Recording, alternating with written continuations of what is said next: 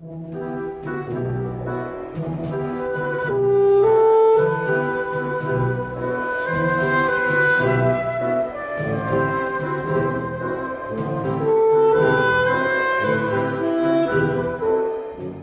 Rainbird, thanks so much for your time. Great pleasure.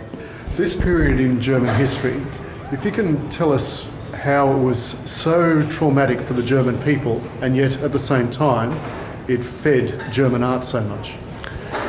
Well, I think the first thing to say, there was an enormous amount of political change during that time. Political change brought about by, in the end, 2 world wars in the teens and then the late 30s into the 40s, which had a profound effect on Germany as a country, the German people.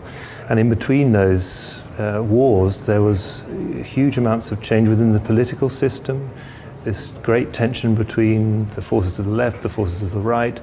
And of course, Germany is one of the countries where fascism, a unique 20th century invention, if you like, took hold, along with other countries like Italy. It meant that there was an enormous amount of pressure in all sorts of places within German society, and that was obviously reflected in the cultural life of Germany of the time. And many artists' individual fates, therefore, were played into this particular set of historical circumstances. Let's have a look at this painting here. This is one of the most extraordinary artworks, really, the Ludwig Meidner painting a series of apocalyptic landscapes in the years before the First World War. 1912, 1913, this particular one's from 1913, where the heavens seem to explode, they burst open, they explode in this cataclysmic way, and the earth seems to open up and swallow the people. And these have a very strong sort of sense of premonition about what's about to happen in Europe, not just in Germany. And Ludwig Meidner seems to be this very visionary artist at this moment in time. So from the prophecy out there, here is the awful reality being portrayed. And the reality being portrayed some years actually after the war, in 1924, Dix makes this extraordinary series of etchings called Der Krieg, the war, 50 etchings, and he looks back 6 years later to the sheer horrors of war. And Dix was one of those artists who went to war with a certain amount of enthusiasm. A lot of artists did go with a certain amount of enthusiasm. A lot of the time that enthusiasm was very, very quickly quelled by the sheer grotesquerie and the horror of events in the trench warfare. And of course, you know, for the first time in a world war and first time in war, we see gas being used, and this particular etching looks at this new weaponry being brought to warfare. And we can move one picture further and have a look at the wounded soldier who's been completely deformed by his injuries. I mean, his face would now have reconstructive surgery. Then it wasn't possible to quite the same extent. And this almost photographic reality, if you take away one half of his face, it looks normal. If you look at the other half, he just looks like a lump of meat. And I think it was a huge shock to people. First of all, you wouldn't want to insult the army by saying that the soldiers hadn't done a good job as professional soldiers, and on the other hand they were obviously preserving their honor, and on the other hand, as human beings, they had been made into these this fodder for the machine guns, this fodder for the poison gases.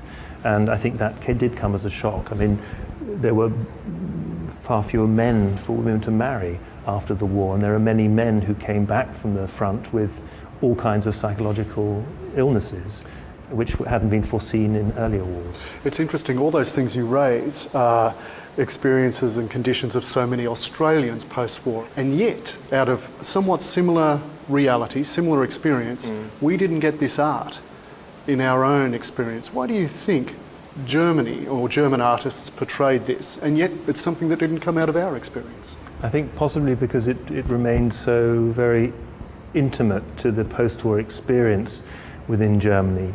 On the one hand, you have this recollection of the sheer horror of events. On the other hand, you have artists such as Beckmann, who's on the opposite wall, thinking about what does this actually mean, this topsy-turvy aspect of life, where we've gone through this incredible destructive process, this thing called a war, and we're trying to pick up the pieces and make sense of something, not of the war particularly, but of life. How can there be life after the war? Perhaps the Australian experience was a different one, in that Australia is so far from Europe, where all these battles have taken place, and the Australians have been, famously involved in other areas, the Crimea and Gallipoli and places like that. They're still a very, very long way away from the motherland, whereas, of course, for the Western powers, it was on the doorstep.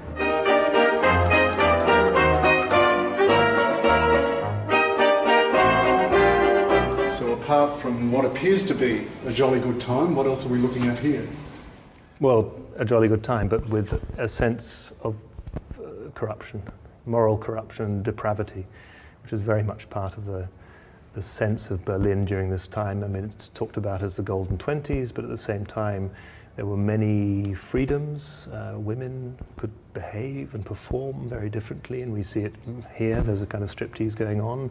Of course, in the foreground, it's always the gentleman who's sitting there, different members of the bourgeoisie, or the professor, perhaps, of course, the young soldier we see, and in the background, the musicians hacking and soaring away. And so we have this sense of a rather small-time, tawdry cabaret going on, and cabaret standing for the kaleidoscope of life in Berlin in the 1920s. Apart from the social aspect being explored or performed in cabaret, what did cabaret say politically?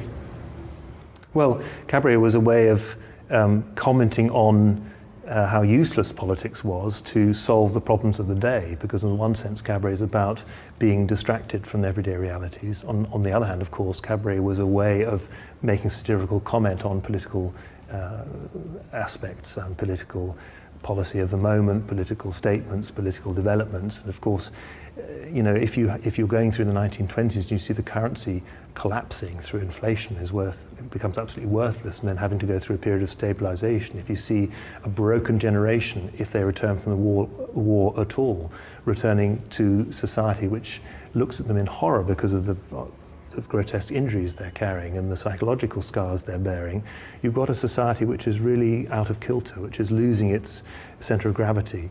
And it's that kind of society which becomes reflected through aspects like street theatre and cabaret, and obviously the world turned upside down through carnival, and the world seen as a kind of circus, as a kind of big performance that we can no longer control.